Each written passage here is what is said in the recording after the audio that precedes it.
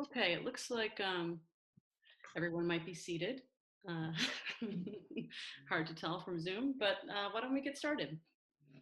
So I'm the Reverend Adrian Cook, and we're at Trinity Cathedral Online, and we're continuing our class on the Enneagram with a focus on love through the lens of the centers of intelligence. And I would like to invite the two interviewees that we have with us today, Tucker and Shar, to each read, if you're willing, one of the biblical quotations on this slide that just give us a snapshot from a Christian perspective on what love is. And I wonder, Shar, if you would kick us off with this quotation from First John. Sure. Beloved, let us love one another, for love is from God, and whoever loves has been born of God and knows God. Anyone who does not love does not know God, because God is love.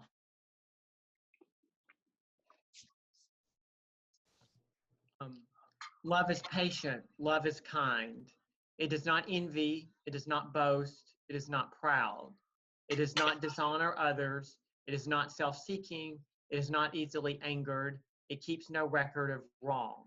Love does not delight in evil, but rejoices with the truth. It always protects, always trusts, always hopes, always perseveres. Love never fails. Thank you, Tucker. It's like you knew it by heart. You were able to finish the sentence even when it popped off the screen. Love can do all those things, but it can't keep the slide from going to the next one. Well, what I take away from that is that these are pretty common verses that most people have heard before, and I offer them as a framework that we can go back to throughout our conversation if we start talking about love and we're trying to get some sense of what that might look like from a Christian perspective. So what we learned from these two verses is that God is love. And for humans to love is to enact certain characteristics and attributes of God. And in this class, we're exploring the centers of intelligence, as I stated earlier. And this is built on the biological reality that there is brain matter, not only up here, but around our hearts, in the lining of our guts. And so we're exploring how the 9 Enneagram types organize themselves into head types and heart types and body types or gut types.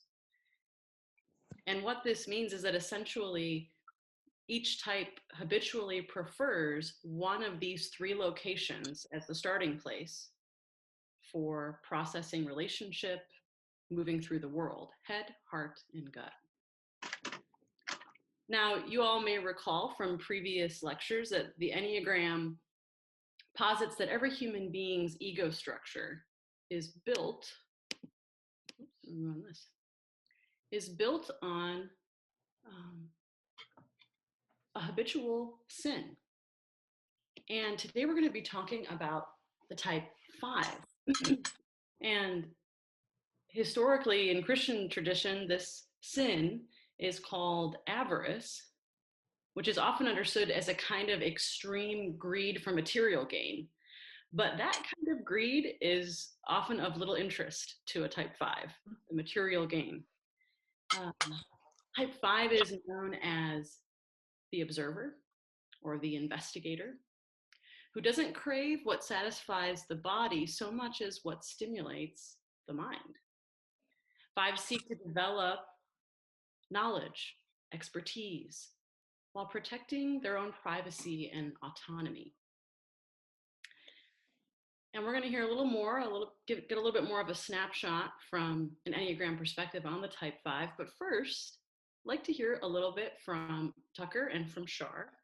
If you would, please tell us who you are and how you are connected to the Episcopal Church, and how you know that you're an Enneagram type 5. Well, I've been connected to the Episcopal Church for about 25 years now. when I found my way to Trinity Cathedral. And really from the first Sunday service I attended there, which at the time I was attending the 8 o'clock service, I just felt like I was at home. And, you know, I felt at home here ever since. Oh, what was the other question? How we knew we were a 5?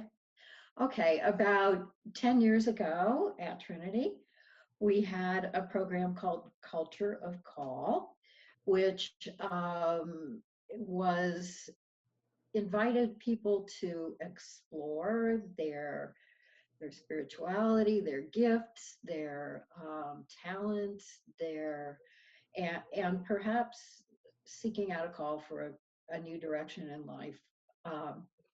And one of the tools we used in that was the Enneagram. And in the first year of the program, when I was a participant, we took an online test that supposedly would reveal our Enneagram type.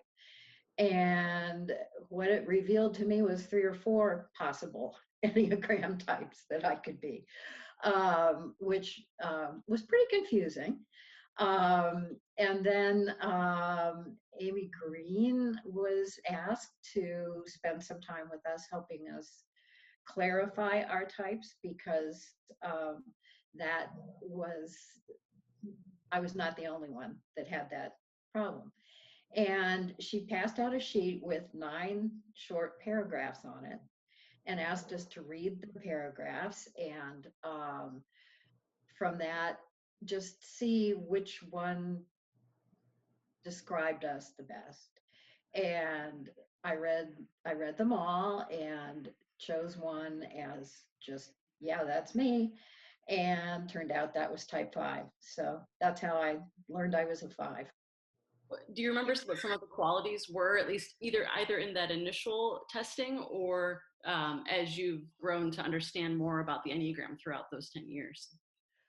Well, it was just, what you said about protecting privacy, avarice, not so much in terms of material goods, but in terms of really guarding my time, my energy, my space, compartmentalizing, being better able to deal with my emotions when I had time to withdraw and process them. I mean, that's just, all of that is me.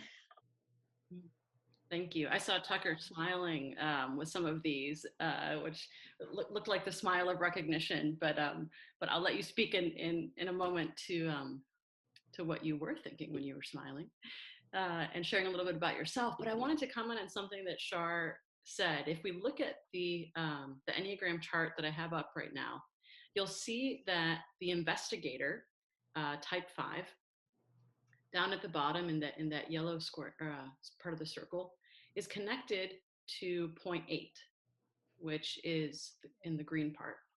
And I happen to be a type 8, and I'm often described as having a big personality. One of the bigger personalities on the Enneagram is the type 8. And so this idea of like this giant bubble is around me that kind of bumps into everybody else. And I've heard it said that the 5s have a co-equal sized bubble that says like, just step off. So whereas the 8 sort of brings a bunch of things into the bubble, the 5 pushes everything out of the bubble and says, this is my space. So I heard some of that a little bit in what you were naming, the protection of space, in multiple ways. And I, in my experience of 5s living in close quarters with some at times, that can be about physical space too, needing some physical privacy. Mm-hmm.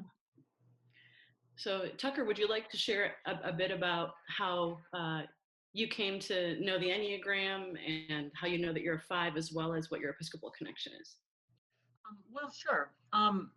It's interesting because I was thinking about, as Char was talking, just kind of how the two interrelated, and that I kind of came to the Episcopal Church and came to learn about the Enneagram around the same time in graduate school through different channels. So I grew up Baptist in the South, and then moved away in 2001, and I went to graduate school at the University of Nebraska. And so, I visited different churches and joined the Episcopal Church in 2003. And I had a friend in graduate school I was a sociology, I have a master's in sociology, but he kind of had, people who have a lot of different interests, beyond just the discipline. And so he was just the one who kind of told me about the Enneagram. And when I think about it, it was kind of the same reaction to joining an Episcopal church or going to one as it is when learning I'm a 5. It just feels like you're at home, like, oh, this is it. I didn't take any tests. I didn't go to any formal workshop or anything. It was just, oh, this makes sense. Like, oh yeah. And it's that sense of like someone knowing you more than you know yourself. Mm. And so it was one of those things, and I've never done anything official with the Enneagram. It's one of those things where over the years, the 15 to 20 years since, I've seen a couple books. There was a book by Richard Rohr, who I know is, I may mispronounce his name, but I know he's kind of a Franciscan, and and it's written a lot about it. It's kind of funny because I was thinking about that book, buying it at Borders, which kind of dates us, that Borders has not been around for a while now, but there were just some really kind of interesting insights or thoughts, like, oh, this makes sense to me, but I wouldn't have thought about this part of it, from the book. And then another thing I've always really appreciated about the Enneagram is there's a sense of how you can grow. It's not just like a Myers-Briggs, like I'm an INTP or I'm this, I'm that. It's more of like, here's where I can improve, or here's when I regress, or, I'm not doing well, I go to this. But, if I'm doing well, I can move toward the 8, or I can do other things. And there's ways to see, that understanding can help me understand, well, how do I need to improve, or, just grow spiritually and personally. And it really provides a roadmap for that. And I'll just finish by saying, really kind of like Adrian was saying, identified with some of the things that Char was talking about, that idea of greed as a sense of like, you want enough resources to maintain your own privacy and independence, not wanting to have someone else, to support you financially, to have your own space. Or that feeling of like, well, you need to kind of get off, go by yourself in order to get, to really, how do you feel about something? You only know how you feel about something when you step away and think about it. In the moment, you're just kind of frozen and it's just happening. It's just too much. But then if you step away and you can think about it, you can kind of order your thoughts. And you can order your thoughts and you can order your feelings. And then it's like, okay, this is how I feel about that. So one other thing I was going to add, and this was in one of my Enneagram books, was just about the idea of a connection with the Apostle Thomas, when Thomas feels the nails in Jesus's hands, and how that connection was important. And I know, like, I'm not a touchy person, like it's, and so like with this pandemic, it's like, oh, don't touch people. It's like, well, okay, I can handle that, not too much of a sacrifice. But, with Thomas, it's making the point that Jesus brought him over there because he needed that. That's what led him to believe.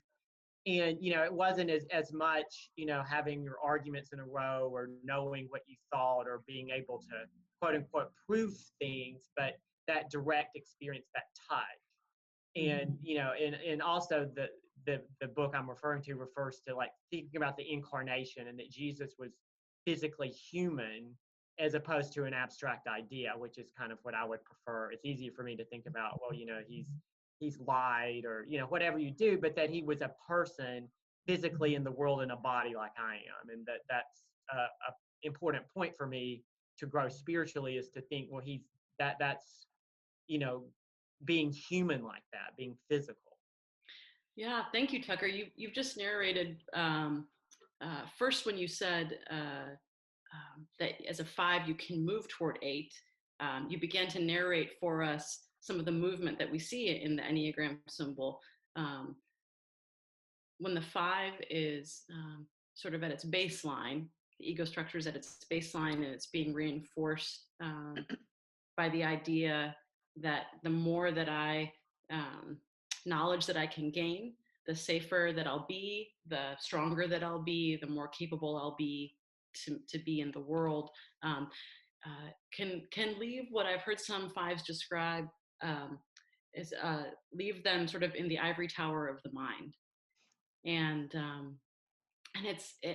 it seems to be, from an outside perspective, a place of beautiful play and curiosity and tantalizing fun for the fives, but it's often not able to be shared. It's sort of that sort of avarice. It's kind of up in that ivory tower and hard to access. And that movement toward 8 is when the 5 starts to release some of that avarice and engages more with the body, so that you've moved us into this sort of spiritual dimension, Tucker, of incarnation. What is it like to take the idea of the great life force of light and put that into a particular person at a particular time in a particular place and see that lived out? And that's really the spiritual journey of a 5, is to be able to do that. So before I move on, I wonder if either of you want to speak to that at all. I saw Tucker nodding, and I saw Shar nodding. I think that what Tucker said about the Thomas and needing to touch Jesus, I think, and the whole embodiment thing, I think that's part of what drew me to the Episcopal Church. I was drawn to we stood and we knelt and we moved around and we made the sign of the cross, and and Trinity is just such a gorgeous place in terms of the senses. All of that really, I think, was a part of what drew me to the Episcopal Church. I think at some level I knew that I needed that. Mm. Thanks, Shar. So if those of you who have been with us since the beginning of this series, we first heard from the Enneagram 7. And in that interview, we talked with the 7s about how, as a head types often have to move out of the head space to be able to engage in spirituality, to really feel like they're connecting their spirit to something greater than themselves. And the 7 said, that all that ritual for the 7 kept them in their heads, sort of analyzing. But there's also this beautiful embodied element to ritual that for the 5 actually sounds like it helps you move from that head space into an embodied space. And that's an access point for you for spirituality. So a little difference there between 2 of the head types on how ritual or Episcopal liturgy can connect to spirit. Yeah, I would agree with that. I mean, I grew up in a Baptist tradition where it's very austere. There wasn't a lot of ritual or, kind of patterns, repetition. One thing I was going to say, just to kind of piggyback, I guess, on what you were saying, Adrian, was just, I know that it's been a challenge for me across life because, you talk about like a 5, like this, I forget the phrase you use, kind of like this exciting play in your head. But sometimes it can feel like you've done something when you've not done it. Like you imagine what this would be like. Oh, if I went to Montreal, it would be like this and I would see this. Or if I had a job interview, it'd be like this. And you imagine it in such detail. And when you're lost in your thoughts like that, it can be so vivid. And like, oh, wow. But then it's like, well, it never really happened. And so it's like, you have to like, well, we need to do things in the world. So like, if I go to Montreal, then I really have to go to Montreal, or I have to, and then it'll be messy. It won't be as good as if I imagined it. That's the best, in this abstract platonic, but then if you really do things in the world, it's going to be messy. It's not going to work out. And that to be okay with that. Like, okay, I'm going to make mistakes. It's not going to feel right. It'll feel weird sometimes. But then you've really done something, because you could get to the end of your life and just imagine all these things, and no one ever knows, and it never really amounted to anything because it was all in your head. Mm-hmm. And would you say that in your experience as a type 5, this question is for both of you, that's where some of the fear of the 5 is at play, where this fear that maybe I don't have enough knowledge, like the awareness of all the knowledge that is out there on just one particular topic, and the difficulty that then happens when trying to apply what little knowledge you might have and have the courage to sort of step into the world before you're fully equipped. Does that feel like a part of your experience at all? Any of the anxiety that comes with trying to, let's say, actually go to Montreal, or in the example that you gave, Tucker? For me, the anxiety isn't so much about that, not knowing enough. The anxiety is more about, will this experience, whatever it is that I'm contemplating, demand more of me than I can give? Mm-hmm. Yes, that's a great way. That's a great way of putting it from a 5 perspective. How'd you do that? Yeah, I know that feeling about being people, because I've read before about 5s that sometimes they don't have children a lot, and the experience. And so I've kind of thought about that myself. And it's just like, I know when I'm in situations where it feels like everybody's grabbing, and it's like, you need to be satisfied with that. Like, I'll handle me and you handle you. But then people keep wanting more, and it just kind of drives me crazy. And I guess just to add on would just be like, it's tough to be in situations I want to feel confident, like that I know what I'm talking about or know what's there, but there's so much in the world that you really can't do that all the time. And so I know for me, there's a fear of like being in a situation where I'm not confident, like I didn't know some critical piece or I couldn't figure it out, that type of fear, I guess, of being caught in that situation. Yeah. So I wonder if we could go there a little bit. We've talked some about that movement from 5 toward 8, but there's also a movement of 5 toward 7. And if those of you watching, if you'll notice, the 5 and the 7 both remain in the thinking triad. So when a 5 is at baseline, they're a head type. And when a 5 is under stress, they are a head type. And so what happens? What's the change from the kind of headspace you're in at 5 to where you go at 7 under stress? I think for me, it's under stress, I find it hard to focus.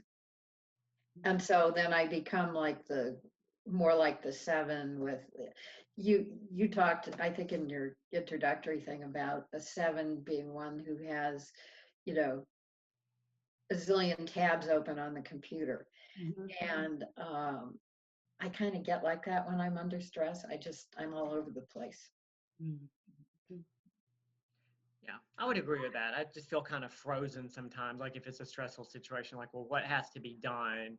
And so sometimes it just helps to talk to people or try to get some sense of like, okay, someone outside of the situation, like, well, what kind of, if I could do 1 or 2 things, what kind of thing needs to be done? But something like an ER emergency room or those kind of things would be really difficult because it's like, well, what do I do right now? Like, and I have to make a decision.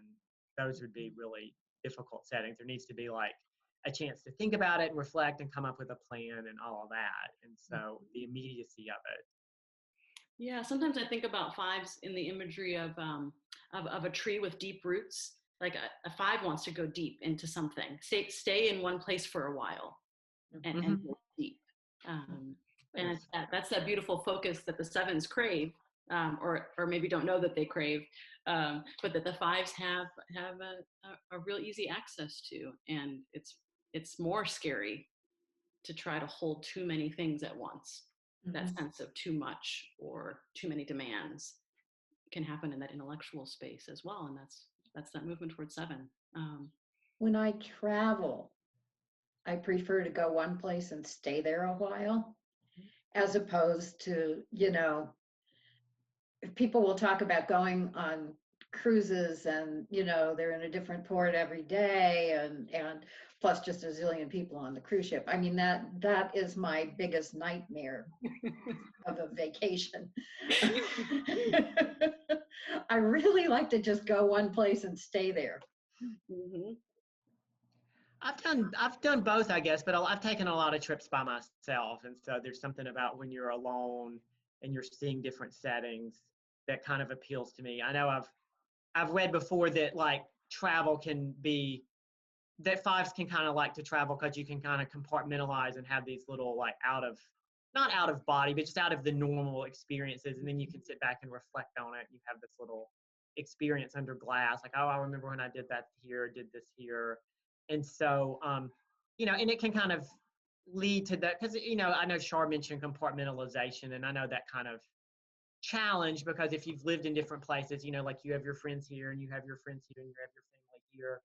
And, you know, some of that's unavoidable, but then are you like purposely like shaving off parts of yourself so that no one really knows the full you, and that everyone just gets exposed to a little bit and you control it. And so I think travel can kind of be like that you have this really self-contained experience that, you know, what happens in Vegas stays in Vegas, in a sense, even if it's not anything salacious, but just you did something over here and then it just stays over there and it's not integrated. I mean, how do you integrate yourself if you're so broken between all these different types of people and places? Tucker, I love that you just drew out this idea of compartmentalization, not just of information of the world. So not just kind of an avarice or hoarding of information on ideas, but actually of the self. That idea of the compartmentalization of self, that you control the information of self that people are going to get. I think that's a great point to bring up. As in a little bit, we start moving toward that idea of love and relationship and spiritual life, and what that looks like for a five, the ways in which a five will have a habit toward compartmentalizing parts of the self, true about self-awareness and about engagement with others. Well, before we move there, I'd love to just take a quick look at what some other fives tell us about themselves and see how y'all match up with these fives. So the basic proposition of the five is love and respect are gained by practicing self-sufficiency. We saw some of this in both Char and Tucker, this idea. Tucker, I think you had mentioned about the being able to take care of yourself. So self-sufficiency is big for the five. The habitual focus of attention, and in the Enneagram, we talk about how energy follows attention. So where the attention is, the energy is going to go. The five's focus of attention is on, what do others want from me? How much am I going to have to give? And that is, you know, helps you discern whether it's something you want to be a part of or not. And Tucker, you had said, I think when we were doing our little gathering before the class began, that maybe 10 years ago, you'd never would have come and done one of these interviews. It would have been too much to ask, right? Too much to ask of you. Right. Yeah, I think that's fair. Because it's just, I don't know. I mean, I think I would be afraid, like in an interview setting, you can't like prepare a script and just, you know, like if it was just a talk, we're going to talk about A, B, C, D, E, but this could be open-ended. And so it's like, well, I wouldn't know what to say. And so, you know, but that's the nice thing about the Enneagram too, is that I can see ways I can continue to improve and challenges, but I can see well, you know, I've gone somewhere, things have happened, and it can be kind of affirming, you know. Well, and what we often see in the five interviews is that with fives as the observer, by definition of the type structure, fives are the observer, and one of the key qualities needed for Enneagram work is self-observation. So fives have often done the self-observation comes pretty easily. Like you both said, hey, once you just read your paragraph, you thought, oh, that's me. The self-observation is there, but fives often also are curious about the system. And so often have a sense of how everything's interconnected and have done some of their work there. So you all make great interviewees. Yeah, I'm sure you would have 10 years ago too, Tucker. Because you're so attracted to how systems work and the knowledge needed to be able to understand them and speak to them. Okay, a few more things. What observers tell us about themselves. Observers have a marked need for privacy. We've heard this. They limit intrusion from a world that wants too much from them. As a result, observers might hoard time, space, energy, knowledge and maybe themselves. Observers can detach from feelings and observe rather than participate. That sort of ivory tower. You can't catch me, I'm up here in the mind. And fives are often minimalists. Look at the fives live, there's often a simplicity. So that the energy, the focus of attention can go up here rather than out here. Did those ring true for the two of you? We've heard most of those mentioned. Is there anything that's a little different for you, or does that seem to hit the mark? Oh yeah, it definitely hits the mark for me. A lot of that, a lot of the time. Yeah. Yeah, I would think so. And I mean, the simplicity, that makes sense to me too. And it kind of ties in with the hoarding or the greediness, where it's like, if I buy something, then that's money I could have had and I don't. And what if I really needed it and now it was spent on this couch or whatever it was? Whereas if I just have these basic things that I need, then I can save the money. And then if something really happens, then I can use it. And so that's always a challenge. Well, where do you let go? Where do you, to being generous, to knowing like I have enough, or if you don't have enough, of trusting that that will be there for you. And so I think of those things as kind of connected. Well, just a funny anecdote, I think, from my own life was I dated a five once, and she used to hate it when I would prepare dinner as like a surprise, because she'd have to go out of her head and try to figure out if she was hungry. And it was like just too much energy sometimes. She was it was in sort of an academic setting. Right. And that was just really stressful. So, I mean, that won't be the exact situation for fives, but it was her example of the idea of having to pay attention to surroundings, or to her own self or body, rather than what some of us, I've heard that normal, getting hungry around dinner time. that fives aren't the best dressers, and I know I have that experience about like everything's wrinkled and you're like, you can't dress like that, blah blah blah. And I'm like, well, whatever. I mean, I don't really, it doesn't matter, right? That's not the point. So it's kind of the same thing, I try to hang it out, but I don't spend a whole lot of, I've gotten a little better over time, but it's not something I really There are more worry about important things to attend to, huh? Yeah, exactly. Right. I mean, Yeah, that's a great example of just fives don't want to waste their energy. Energy output and awareness of that seems pretty key. Your example that you gave about the person you were dating not wanting to be surprised by your cooking a meal. And much of the time, I don't really like to be surprised. I like to get up in the morning and plan my day and have it go according to the plan. And of course, that hardly ever happens, but that I think that is part of how I get that sense of, or try to get that sense of control. Yeah, thank you. That's helpful. Well, I've switched slides here so I can talk just a little bit more about how of all the Enneagram types that five is the only one that remains a head type on an average day and on the days when you're stressed.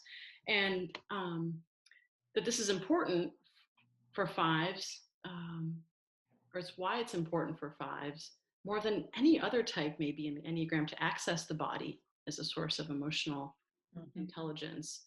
And if we look at this image, we see that five is connected at 7, which is another head type, and 5 is connected at 8, which is a body type. And the fives don't have a really easy access point to the heart triad, the emotional landscape of the self. And as I spoke on the 7 panel, I mentioned that in the early monastic drawings, before we get to the current image of the Enneagram, there were 3 triangles, and many teachers in the Enneagram call these the spiritual journey, the triangles of the spiritual journey. And for the fives in those original drawings have access at point 2 on the Enneagram. And so a lot of fives that are on a spiritual journey often find connections at point 2, or find themselves curious about 2s in their lives, sort of drawn to some of the curiosity of this personality type that seems to give all of their energy away to other people, and explore a little bit about what the 5's emotional landscape might look like through that 2 lens.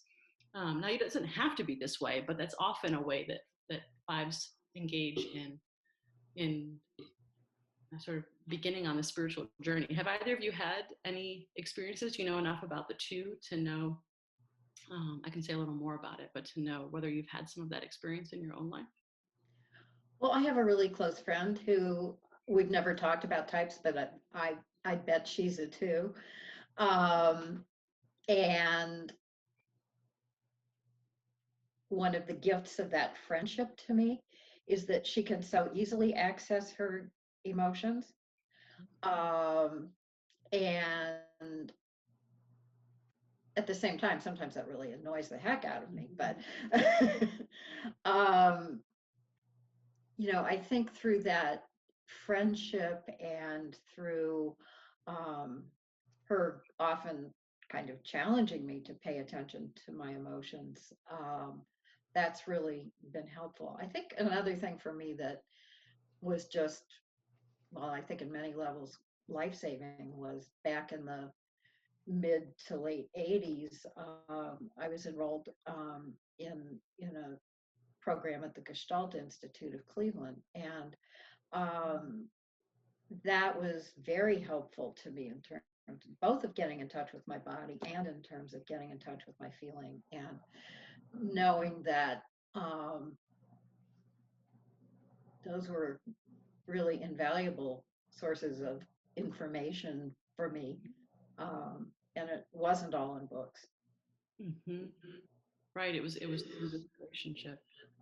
Mm-hmm. Something that I find sort of just, I guess, intellectually playful about that spiritual journey from 5 to 2 is that the one whose ego structure is built on the reinforcement of avarice becomes curious about the giver. And that sort of juxtaposition of holding on and giving away. Are there any thoughts or connections in your world, Tucker, with the point 2? I guess a couple things I would say would be, I kind of have some of those, that's just what you said about, being more of a, I don't think of myself as cold exactly, but less expressively warm, of being drawn to the 2. And then also, and I know I've read this about 2s, and I tend to think it's true, and you can tell me is that I think of 2s as being almost like that's the religious type. There's some almost a sense in which, like, being a Christian, like, you should be a 2. And then also that it's very coded female, at least in our society. And so, when I think of 2s, I think of it through that male-female lens of, like, being attracted to a 2. But then also know that, like, as a 5, I tend to want to analyze and pick at it. Like, are you really doing this? You say you're doing this for other people or for God or whatever, but are you really doing this for yourself? And I've just had this experience with 2 people I thought of as 2s, or, where it's like, well, there's a hidden darker side to that, and that's really not being dealt with. And, and so part of me wants to really dig and get at that and, like, hey, what's really going on here? You say you're this, but that's not the full story. But then not everybody, not everybody wants to hear that, or you have to be, you have your own things. But I think that 2s have a deeper, there's more going on, because sometimes it can just feel like they're nice to everyone and that's what they are. But, there's kind of more going on. So I guess. Yeah. And so I wondered too, if the awareness of both, I guess maybe the ability to sort of marvel at the 2 running toward people and being effusively giving and Christian and goodwill toward all, does have that darker side, if that sort of hinders in the 5 the desire to want to tap into that, to a real check-in of one's own motivations and but yeah, is there anything that's sort of like, I don't know if I want to do that, because I have to check in on my own motivations as well if I'm going to consider I being. think it's just more like I get like analytical, like there's more going on here. And then sometimes that can distract me away from like, I don't know, like you can be overly critical and that you get distracted away from just the goodness that's in front of you, I guess. Mm-hmm. That makes sense. Well, so one of the spiritual practices that 5s are often invited into as a way to access some of the emotional awareness in the self is breathing exercises. And many of the head types in general, when they get really focused on thought, get shallow breathing. And so just starting to pay attention to it, I guess I should say, we know this about in general in the field of psychology, that when folks are anxious, breathing can become more shallow. And these are the anxiety types or the head types. So in stress, anxiety comes to the forefront. So maybe it's not surprising that that's the case, but that breath exercises can really help 5s become aware of their body. And then those great skills of observation can help a 5 observe the tensions in the body and then maybe put words to on the emotional landscape to what that might mean. If right now as I'm breathing, I'm noticing I'm holding tension in my fists, they are clenched. Oh, if I were to imagine seeing someone else and I saw that their fists were clenched, what would I think their emotion was in that moment? What might it be? And then to be able to take that observation and put it on the self and say, oh, maybe I'm afraid, or maybe I'm angry, or whatever sort of metaphors the 5 was able to draw from imagining it happening outside of themselves to someone else and sort of bring it back in. Is anything like that? Have you found that helpful experience in your own life, or been curious about breathing exercises, participated in them? I've done a little of that, but breathing exercises are not as helpful to me as some other things.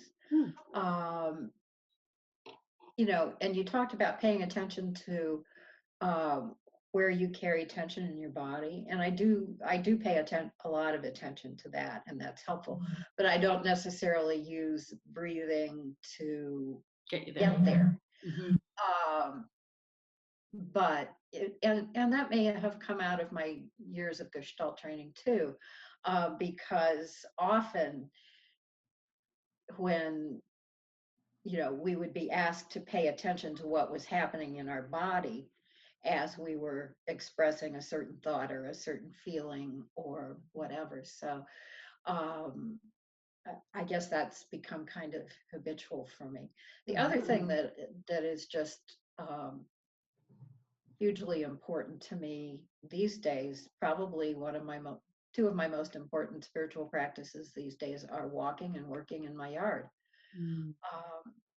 Those two things seem to help me slow down that mental chatter and just be in the moment. Thank you. I guess a couple things I would say is, I've done a little breathing work, and I've always been like a deep breather. So for practical reasons, I'd like to be able to breathe more effectively, for lack of a better word, and not such a mouth breather and all of that kind of stuff. But I've just never followed through or done enough of that.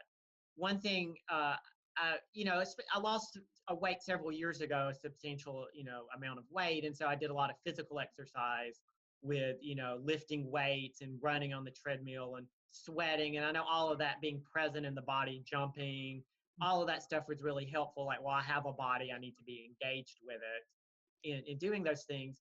And I guess one thing that one of my Enneagram books talked about 5s that, I've always kind of kept in the back of my mind was the possibility for a 5 to have what they called a false celibacy. That I know growing up in the Baptist church, there was a lot of emphasis on abstinence and waiting for sex until marriage.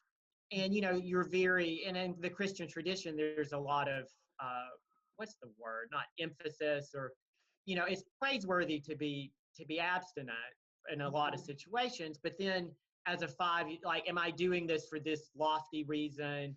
Or is it just a way to avoid having anyone close or avoid being overwhelmed by that kind of intimacy? And that's always something I've kind of carried with me over time. You're reminding me, Tucker, I was at an Enneagram conference and there was a 5 on the panel who just became so excited when LGBTQ folks started talking about asexual as a form of sexuality, and felt like, oh, I didn't know, that's what I could call myself, and I can be, proud of that. But that was sort of a default position for this person on the 5 panel. He said it just came so naturally to not think about those things, not put the energy there. Thanks for sharing that. Sure. Well, I'd like to go back a little bit to the initial question of what is love, and ask you some questions about love and relationship. But first, I want to just speak to our audience today. And as we're getting closer to the Q&A time, if you have any questions, you can go ahead and use the chat function to ask those questions. And if you don't know how to use the chat function, or you'd rather just wait, you can also ask your question during the Q&A time. I'll give an opportunity for people to unmute themselves and ask any questions that you might have of the 5s, or about 5s, or about the Enneagram. So I invite you to start thinking about that and consider putting your question in the text box. All right, so we opened this session with a look at 2 Christian scriptures, one about God as love, and one that defines some actions or characteristics of those who love like God loves. I'm curious, as we're thinking through love through the lens of the centers of intelligence, knowing that you all are the observers, can you speak to how observation and understanding is a head type? Observation and understanding are at play when I ask you, what is love? What is love to you? And how are observation and understanding connected to what love means to you?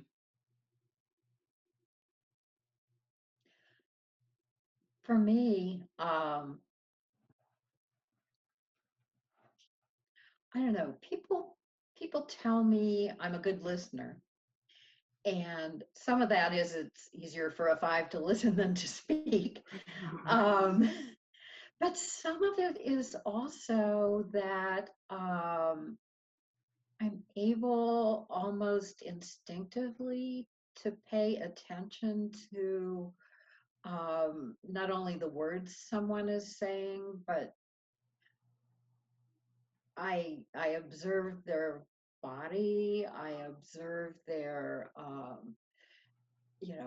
tone of voice,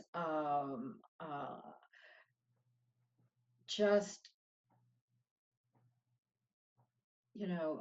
I'm able to observe, at least in a one-on-one situation or in a small group, I can really pick up a lot about what's going on with people through that ability to observe. Mm. And how does that translate into your perception of what's loving? I guess my perception of what's loving is to connect with people, even though you would think as a 5, I'm focused on what they say and the mental concepts and whatever.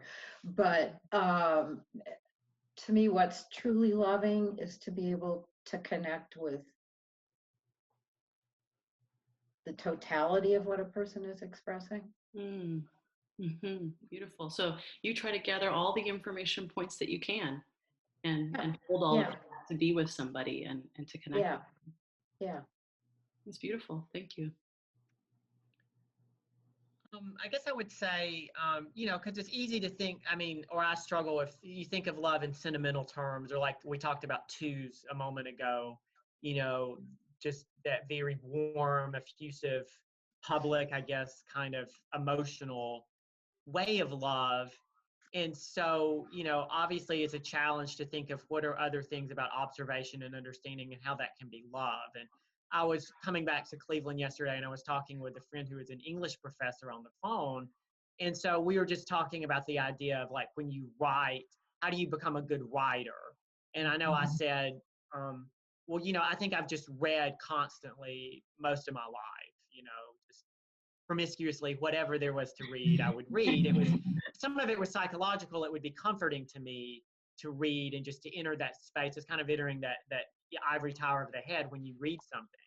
But then over time, and I can't say one day to the next, it helped me find my own voice. And so like when I write and someone was like, well, you're a pretty good writer. It was like, well, in the midst of observing and observation being reading as well as observing the world around you and understanding, you kind of find your own voice, your own wisdom. And I guess and I know that term has been used for fives. I know the owl has been used as a symbol for fives. The owl watches and observes and takes in, but then it's not just a greediness, it can be a giving out, that one can develop wisdom and understanding of things at a deeper level, so that when I have conversations with people or things come up, maybe, you can give something back, a sort of understanding and helping people understand, because I've done that, I guess, as for lack of a better word. And I think that can be really loving. It's not feeling based, but if you help someone understand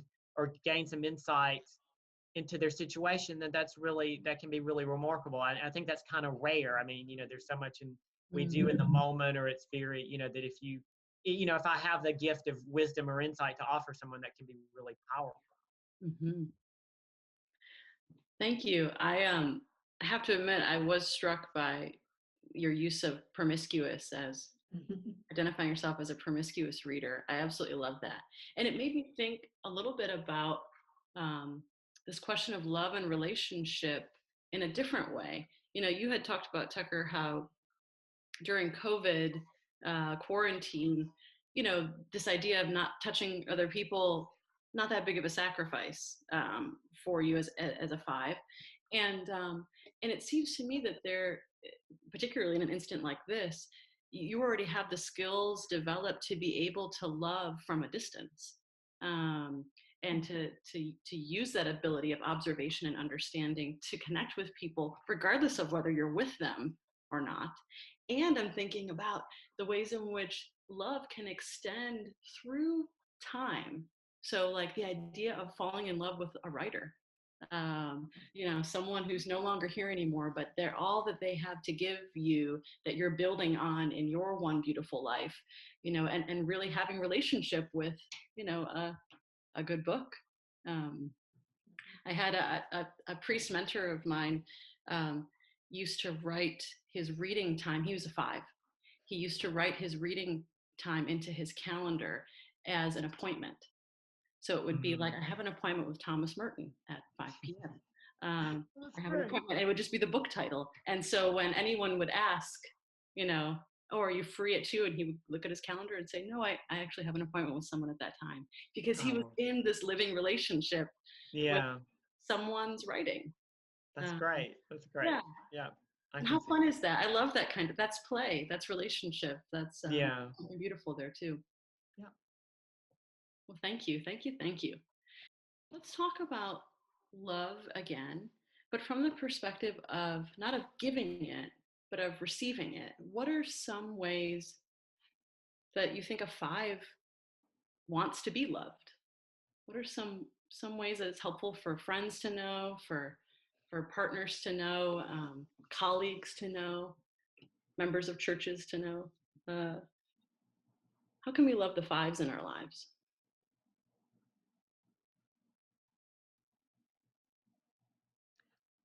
I know, like, kind of in recent situations, I've kind of appreciated if people can help me think things through.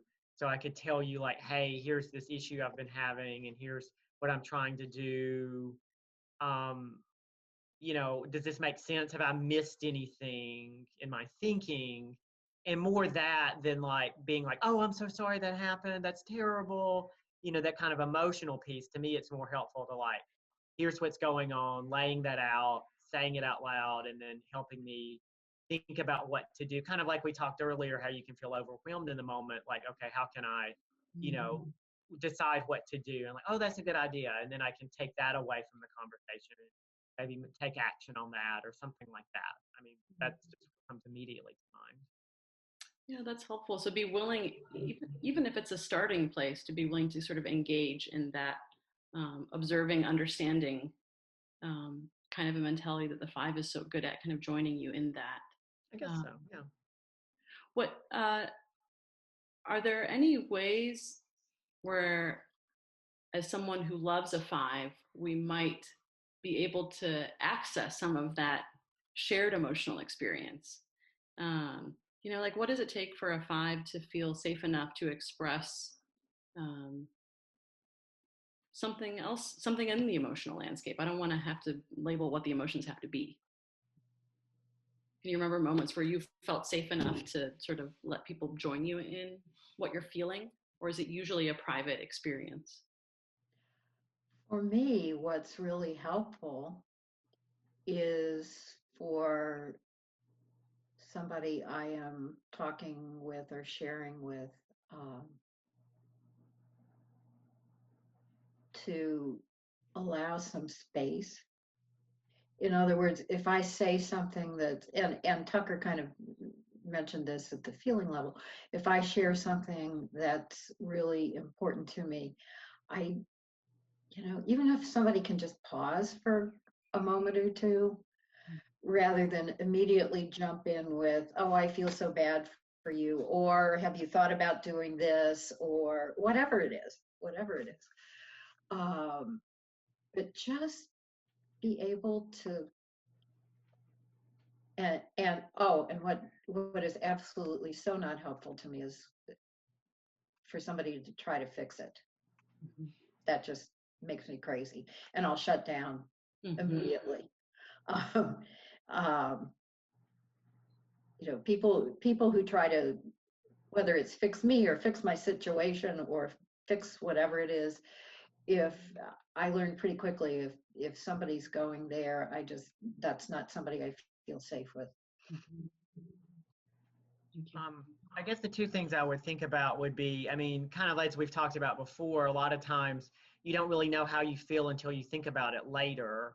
And so it's hard to have someone join you in how you feel if you don't really quite have that worked out yet. It would have to be like later on, like, hey, I was thinking about this conversation we had and I felt really uncomfortable, or I felt this, or I felt that, or really appreciated that you did this, or something like that.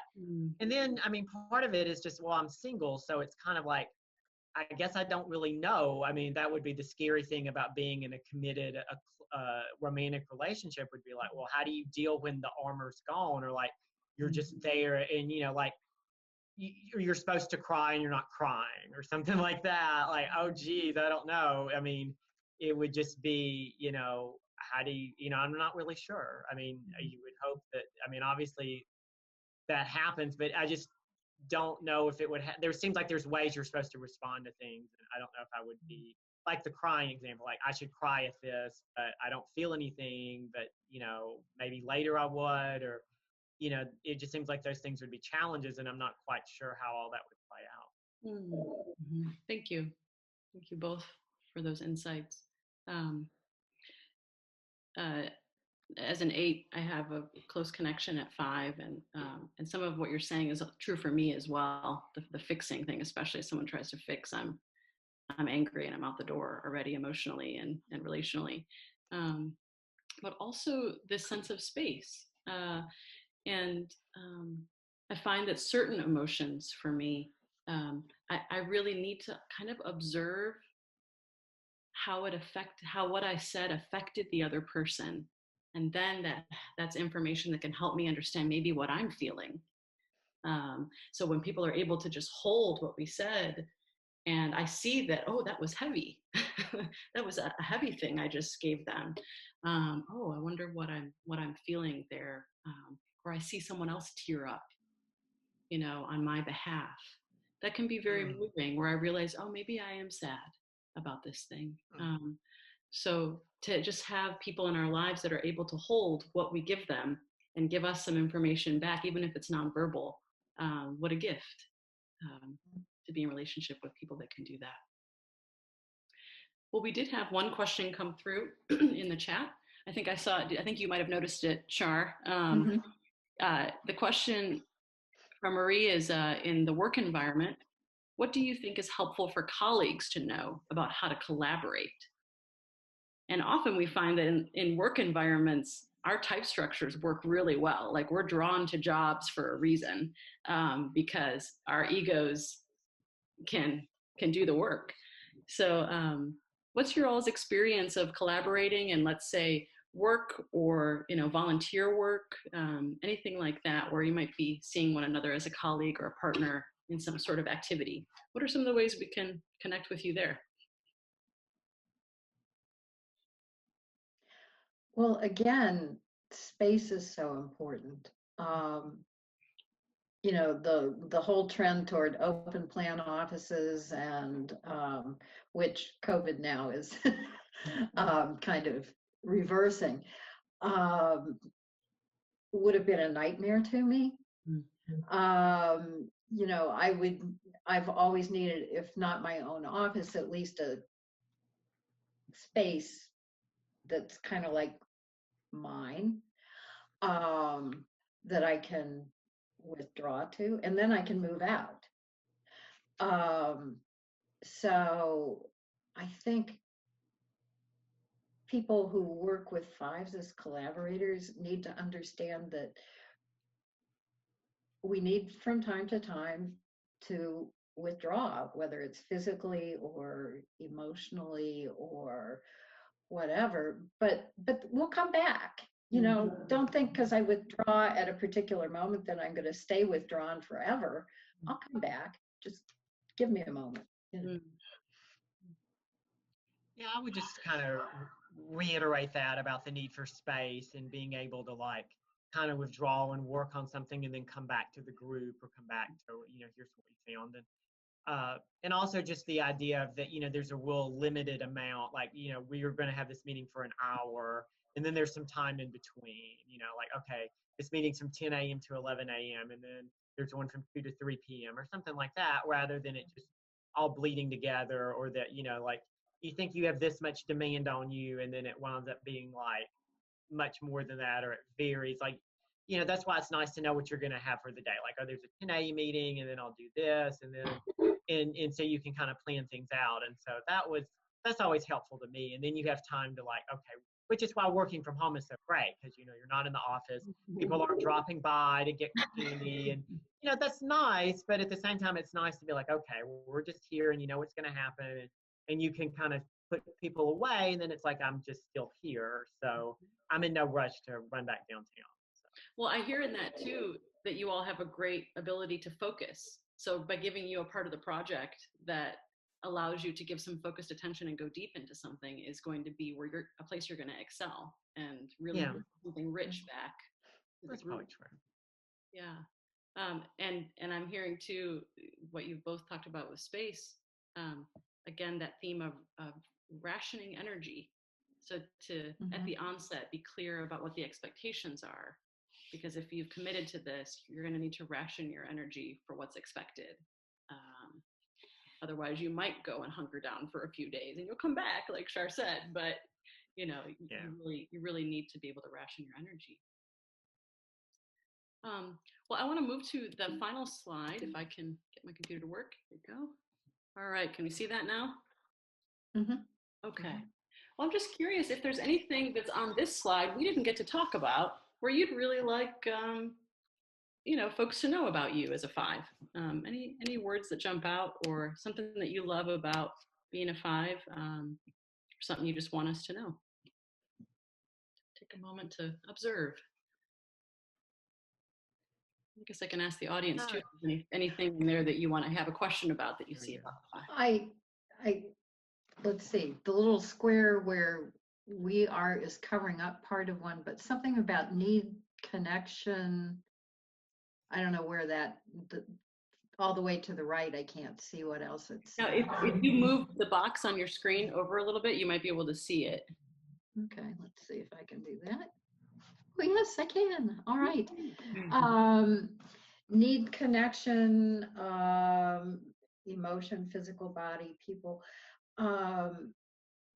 One of the questions you asked, I think, in sort of, what is love for me? And it's really about connection. And just because I need to withdraw at times does not mean that I don't need connection. Mm-hmm. And in fact, I really crave it. I just don't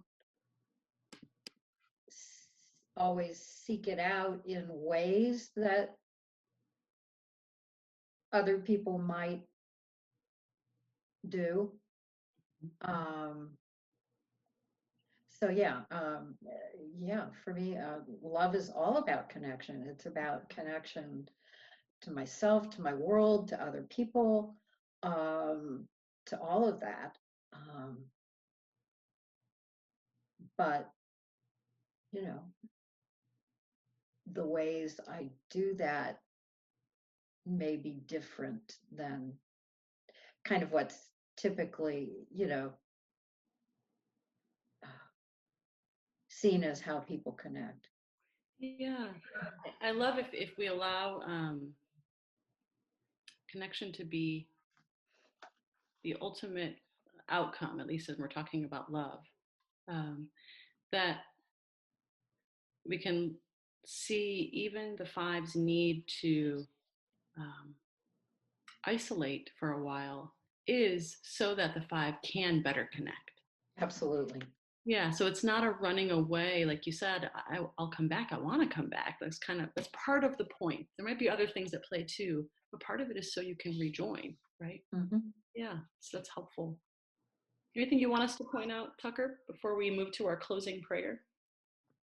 I guess the one thing that kind of stood out to me from this slide, and I've kind of touched on it a little bit, is it mentions invested in truth, dark side and all, and then over to the side about not sugarcoating things. And I know I've always kind of, because, there's been times I've said things to people and you're just kind of really blunt about it. Because we're not about, like, what's really going on here? It's not about like, do you feel this way? Or, and I've tried to learn how to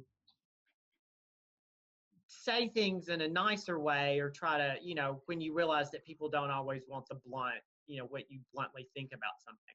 But then at the same time, that just, I think there's a resistance that people don't want to see that we have dark sides to ourselves, that there's things that are uncomfortable or difficult, and that sometimes we do things for conflicted or mixed reasons. Like I mentioned, like that sense of like asking it too, are you really doing this for, others or for yourself? Or like with myself, like in the celibacy example, is that because of some greater commitment, or is it because I don't want to be close to people? Or like the greediness of a 5, is that because I want to take care of myself, or is just that I don't want to rely on anyone at all costs? And and I just think there's room that a 5 can explore those dark sides of myself and others, but you can bring them to light in a gentle, a loving way, so that we can deal with that and be like, oh, that's part of me as well. And so that just kind of struck me here in the slide. And, we've touched on it, but it's interesting to see it written out like that. Mm-hmm. Well, thank you so much for being with us and giving of yourself in this way, to be able to help those who might be wondering if they're a 5 or they have 5s in their life. They're trying to figure out how to be connected to. You've really enlightened us with your own self-knowledge and knowledge of the Enneagram, and I am grateful. And as both a token of my gratefulness and a way to end the class, I'd love to offer a prayer. Sure. And this prayer is from Sandra Smith, who's a spiritual director in North Carolina. And as I've stated with the other classes, she chooses a name for God that she perceives as being connected to the particular Enneagram type, and offers a prayer. for that type. So in this prayer for the type 5, we're calling God abundant source of grace. Let us pray.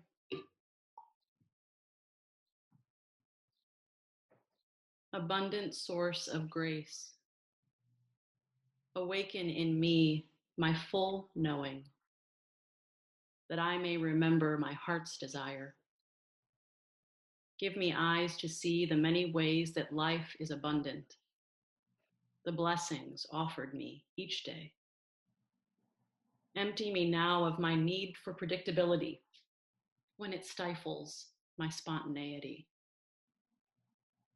Dissolve the stingy part of me that contracts me and withholds my gifts and love from others. Give me the wisdom to know when to think and when to act. Calm my fears and instill in me the courage to open my heart and engage with others, knowing I'll be nourished. As I come to my full senses, I offer gratitude for my body's wisdom. May I begin each day grounded in that wisdom and in my presence, knowing that I have enough time, energy, information, and passion to live fully engaged in my life. Amen. Amen. Amen. Well, thank you, Tucker. Thank you, Shar. And thank you, audience, for tuning in this week. And this concludes our Enneagram Head Center of Intelligence interviews. In a couple of weeks, we'll return with a new perspective on love that focuses on the heart with the type 4, the romantic.